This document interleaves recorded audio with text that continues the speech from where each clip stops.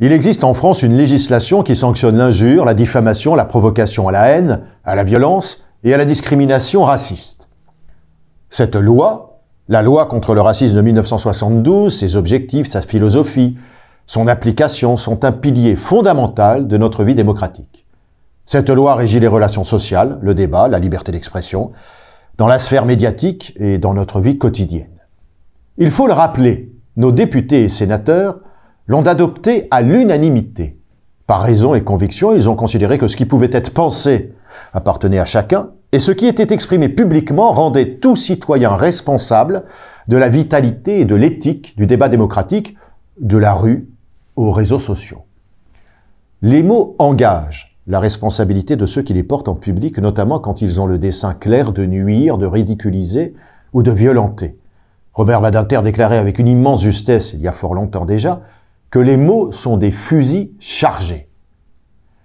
La proposition de loi débattue ces jours-ci permettrait enfin, si elle était adoptée, de décerner des mandats d'arrêt à l'encontre des délinquants qui tenteraient de fuir après leur condamnation à une peine d'emprisonnement pour contestation de crimes contre l'humanité ou apologie de crimes contre l'humanité ou de crimes de guerre. C'est un pas vers la justice pénale ordinaire.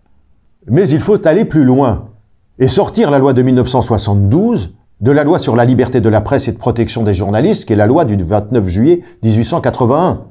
Il est temps de considérer que les paroles racistes et antisémites fracturent gravement le corps social et il faut passer des paroles aux actes, c'est une urgence.